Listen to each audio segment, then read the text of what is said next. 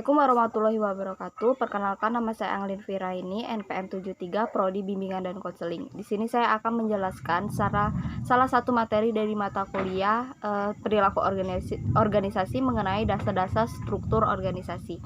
Nah, yang pertama itu apa sih pengertian struktur organisasi? Nah, struktur organisasi ini yaitu cara tugas pekerjaan. Nah, dibagi, dikelompokkan dan dikoordinasikan secara formal. Nah, selanjutnya itu ada 6 elemen-elemen dalam struktur organisasi. Antaranya adalah spesialisasi kerja atau pembagian tenaga kerja. Yang kedua itu ada departementalisasi, rentak kendali, sentralisasi, desentralisasi, ada rantai komando. Nah, rantai komando ini adalah garis tidak putus dari wewenang yang tertanda di puncak organisasi terbawah dan memperjelaskan siapa sih pelapor ke siapa. Konsep rantai komando tidak terbatas dan tetap membahas terlebih dahulu dua konsep komplementer. Nah, di dalam rantai komando ini dibagi menjadi dua, yaitu wewenang dan kesatuan komando. Nah, yang terakhir itu ada formalisasi. Nah, formalisasi ini mengacu pada suatu tingkat yang terhadap pekerjaan di dalam organisasi dibakukan. Nah, selanjutnya itu ada desain organisasi yang umum, yaitu ada 3. Yang pertama, struktur sederhana, di mana struktur sederhana ini lebih banyak dicirikan oleh apa yang tidak daripada apa yang iya. Struktur ini sangatlah sederhana, tidak terinci. Nah, yang kedua itu ada birokrasi. Nah, yaitu suatu struktur dengan tugas operasi yang sangat rutin yang dicapai lewat spesialisasi tadi. Nah, yang ketiga itu ada struktur matrik.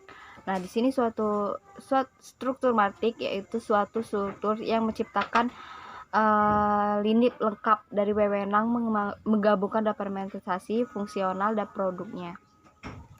Nah, selanjutnya itu ada pilihan desain baru. Nah, di dalam hal ini ada 3 juga. Yang pertama itu struktur tim, yaitu penggunaan tim sebagai piranti pusat yang dikoordinasi kegiatan kerja. Yang kedua itu organisasi virtual, yaitu suatu organisasi ini inti yang kecil yang menggunakan sumber luar untuk fungsi-fungsi bisnis utamanya. Yang ketiga itu ada organisasi tanpa tampal batas. Nah, yaitu suatu organisasi yang mengusahakan penghapusan rantai komando, mempunyai rentang kendali yang tidak terbatas dan menggantikan departemen dengan tim yang diberdayakan.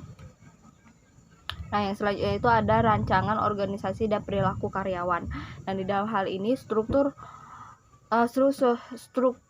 suatu organisasi dapat mempunyai efek yang mencolok pada anggotanya, suatu tujuan terhadap bukti yang menghubungkan seluruh suatu organisasi dengan kinerja dan kepuasan karyawan, menghasilkan suatu kesimpulan yang jelas bahwa tidak semua orang mempunyai kebebasan dari keluasan dalam organisasi tersebut. Nah, spesialisasi kerja menyokong tingginya produktivitas karyawan tetapi mengorbankan kepuasan kerja. Beberapa orang suka dibiarkan kerja sendiri, sedangkan orang lain lebih menyukai rasa aman oleh adanya seorang atasan dengan cepat tersedia sepanjang waktu. Itu saja materi yang saya dapat jelaskan. Saya ucapkan wassalamualaikum warahmatullahi wabarakatuh.